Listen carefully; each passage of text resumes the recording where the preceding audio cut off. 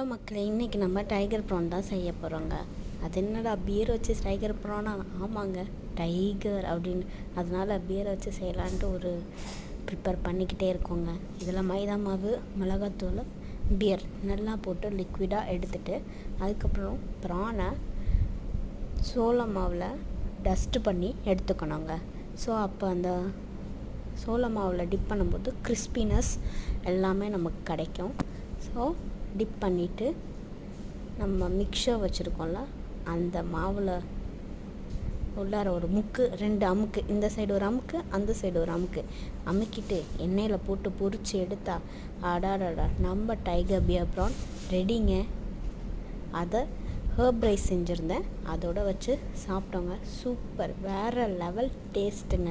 நீங்களும் ட்ரை பண்ணி பாருங்கள்.